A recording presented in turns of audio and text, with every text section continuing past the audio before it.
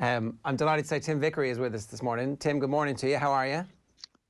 It's 5:41 in the morning, so I think it's a bit too early to say. But I think I'm all right. Okay, well, I really appreciate you getting up. No worries. My pleasure. Very few things in the world would make us ring you and ask you to get up at this time. But this is the end of an era. Like, you know, if the transfer happens, and I actually think that it's more likely to happen than not at this point, it is like the greatest player who produced some of the best football that history will ever see is involved in a horrible, horrific divorce from the team that made him. It's no crack.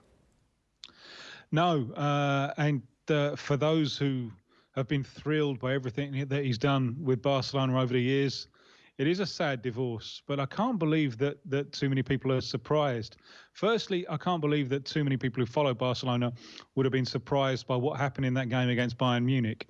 And secondly, of those people, I can't believe that many would be surprised by the major consequence of that defeat, which is Lionel Messi's desire to leave, because Barcelona have been a shambles for some time.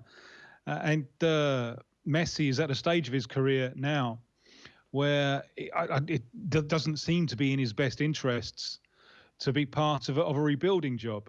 It's something that he's already doing with Argentina. You may remember after the last World Cup, when Argentina were a shambles, there was a debate about whether he would ever bother playing for his country again. What he's done since with Argentina is actually redoubled his dedication. He's taken on the role of wise old owl with Argentina. There were always complaints that he was too aloof, that he was in his own little world, that he was only ever speaking to his old mate Sergio Aguero. What he's done with Argentina, especially over the last 18 months, is to become the vocal leader, the encouraging figure. He's taken on that burden.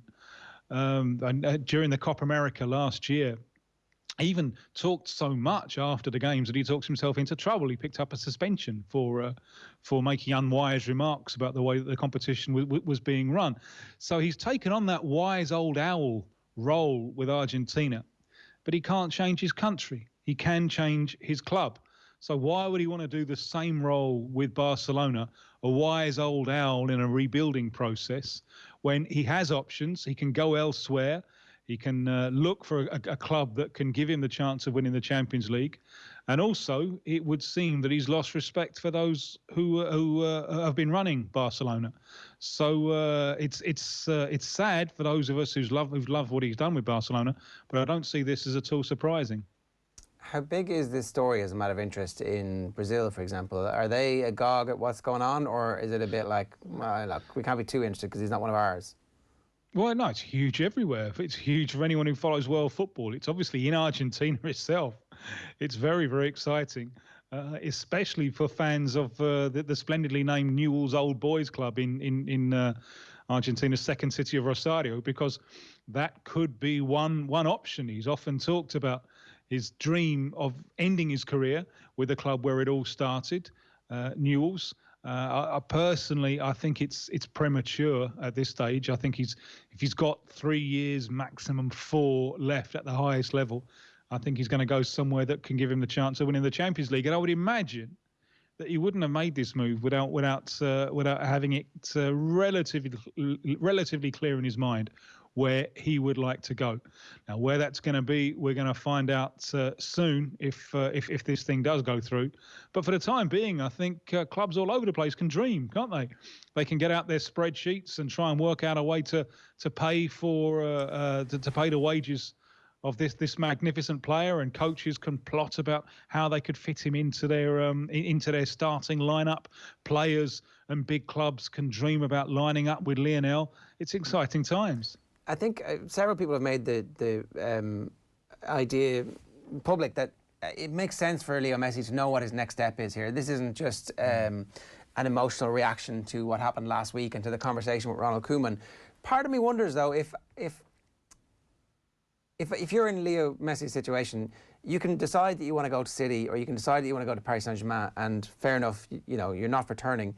But also, it's nice to be wanted. So you put this out there and you do see what those spreadsheets look like, and you do invite people to make a proper pitch for your talents. if you think back to LeBron James leaving Cleveland the first time, it was essentially an open competition. Like, everybody got the opportunity to go and talk to him and say, yeah, hic is tibi dabo. Here, look as I unfurl my cape at all of the things that I give you. Look down there. Everything there is yours. And I would say that, Man United are cobbling together their package. I mean, I don't know if Roman Abramovich isn't like going, are we sure we want all these young kids from the Bundesliga? Can we Well, as a Tottenham fan, I have to declare an interest. Obviously, I hope Ozzy Ardiles is putting in a word. He's pulling a connection to bring him. You couldn't imagine a better stadium in which. But that's the thing. We can all dream. Even Leeds fans can dream about him teaming up with Bielsa in the Premier League. So dreaming is free. Let's all enjoy ourselves working out how Messi would fit into our team. How big a factor is it that Lionel Messi and Luis Suarez have such a close relationship? We've heard a few contributors earlier on this morning saying it is a factor. From, I guess, writing about both of these people and speaking about both of these people throughout your career, how close have they become over the last couple of years? Well, they've had a splendid partnership, but I wouldn't stress that too much as a factor in Messi leaving, because I think Suarez has become part of the problem. Magnificent player, not only a fighter, but a player of tremendous quality. And he scored a terrific goal against Bayern. And he had a hand in the other goal that they scored, which was the own goal, where Alaba panics and puts it into his own net because of the presence of Suarez. So he still has plenty to offer. But Messi over recent times has stressed that even against lesser teams in La Liga, Barcelona are being pressured and they're not showing the intensity that lesser sides in La Liga can show. And Suarez is part of that problem. It's part of the mismanagement of Barcelona in recent times. Well-run clubs, and the example that I always grew up with as a kid was like Liverpool in the 70s and 80s, utterly ruthless about replacing players. They'd replace a player a year or 2 seasons before you thought it was necessary to do so. And the spine of that Barcelona side grew old together. Piqué, Busquets, Suarez. Messi is the same age as them, but Messi, on his range of talents, is so magnificent that he can compete at the highest level after having lost that little bit of his pace. But it's a problem with Suarez. We clearly saw in the Bayern Munich game, as you've been seeing with Barcelona for some time, the lack of attacking pace. And Suarez in his pomp, absolutely magnificent on the shoulder of the last defender. Magnificent. And what that does is that forces the opposing defensive line back, creating space in which Messi can work his magic. Now, against Bayern, it didn't happen at all because Suarez, without his pace and with no pace in the attacking, and that's been a problem for Barcelona for a while. They misspent on Felipe Coutinho, who they didn't need, couldn't solve that problem. He's another player who wants the ball to feet. Dembele, who was another expensive option, has been unfit and has given them problems. And so Bayern were able to press with absolute relentless ruthlessness. When the goal that effectively wins that game, remember, Suarez has just scored and Barcelona have pulled it back to 4-2, and you're thinking, can they get out of jail with this one? And the goal that ends it as a contest, it's Bayern's 5th goal. You get Davies, the Bayern left back, getting to the byline, pulling the ball back for Kimmich, the right back, to score from inside the 6-yard box. So you've got a side that can throw so many players forward that you got both of its fullbacks right up there, and they can press that high because they're not worried about the pace at the other end. They didn't go through some of the defensive risks that they had against Lyon even, or against PSG in the final. So I don't think it's just a case of loyalty to Luis Suarez. I think it's the case of losing respect for people running the club who haven't been taking the hard decisions the necessary decisions to come up with a competitive team, because these heavy defeats in the Champions League have become a dismal annual routine for Barcelona, and it's a big rebuilding job, isn't it? I mean, this is going to take time, and time at the highest level is a commodity that is scarce in the life of Lionel Messi. So, you know, if Barcelona can't be competitive for the next couple of years, and Messi has lost respect for people running it, and he's got options, why not use those options, and why not see where else he can go and what else he can do?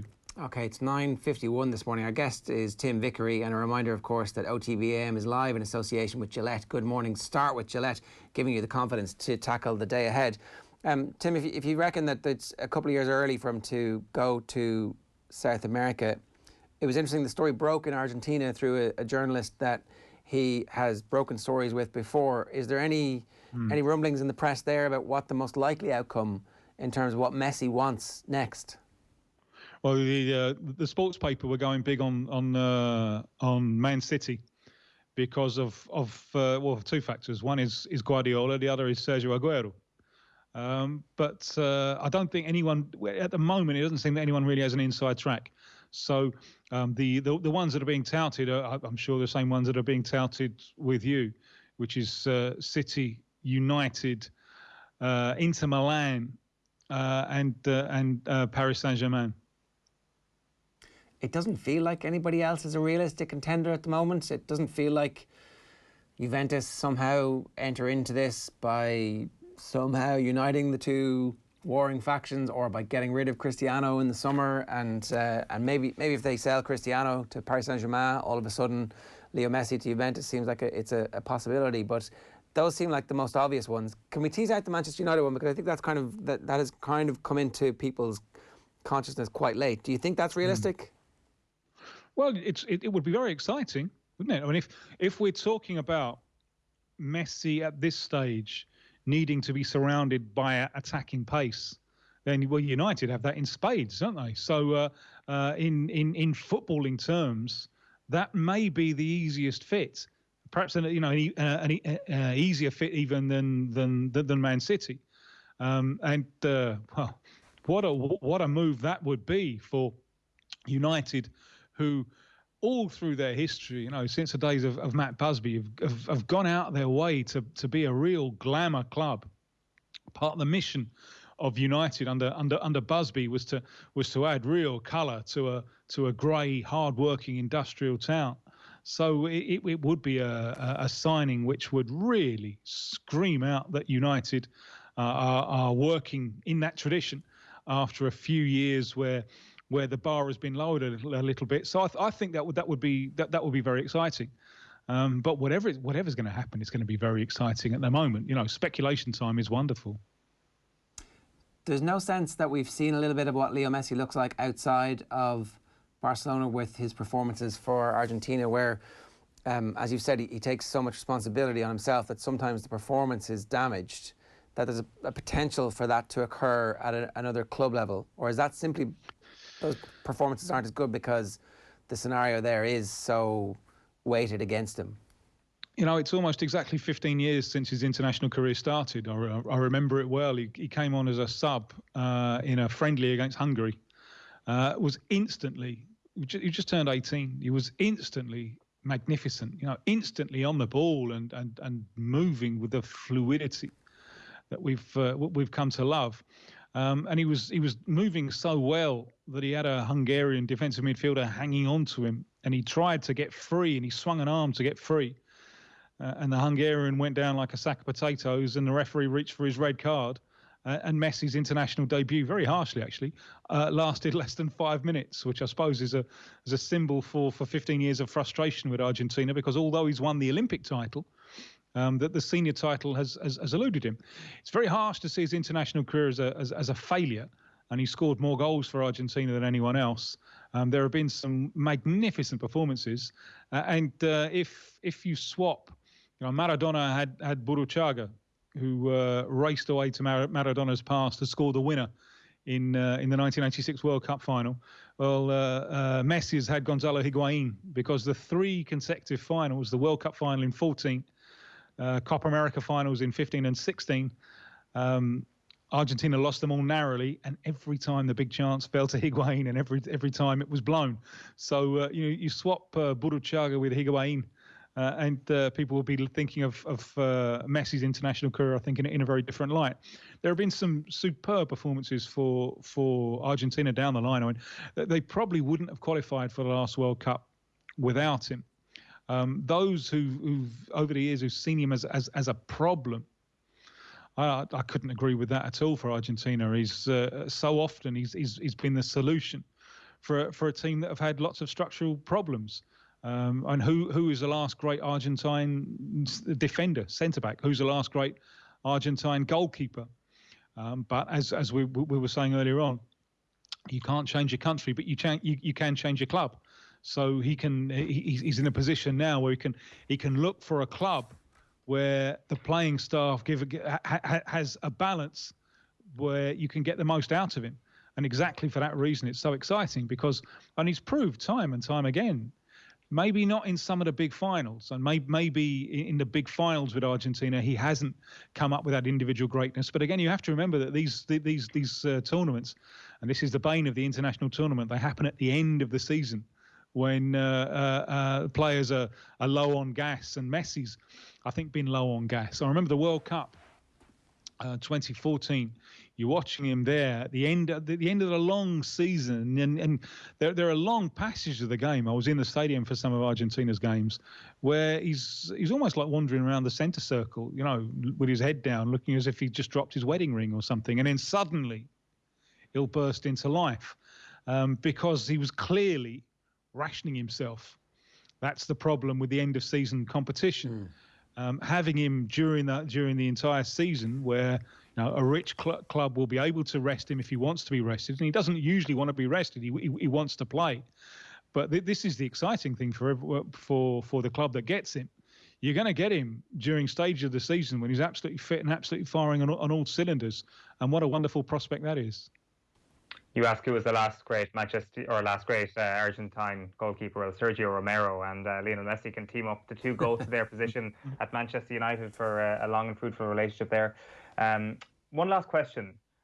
This is probably something that you ponder quite a bit, but at what point do you start to feel that Lionel Messi will accept his decline, or at what point do you think, how many more years does he have at this level? Because he is coming off a Ballon d'Or year. This 2022 World Cup year has been mentioned quite a bit over the last few hours, that he needs to stay at this level for just 2 more seasons. Do you go along with that?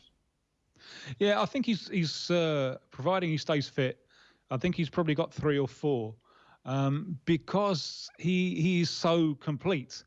He's a player who he can lose pace and still be magnificent. There's a quote about him from his old teammate for club and country, Javier Mascherano, that the vast majority of players are controlled by the game. Messi controls the game, and sometimes it looks as if he's not only playing, but he's watching from the best seat in the house, because his capacity to analyse the opposition, to find the space where he can be most effective, is uncanny. His range of passing is absolutely magnificent.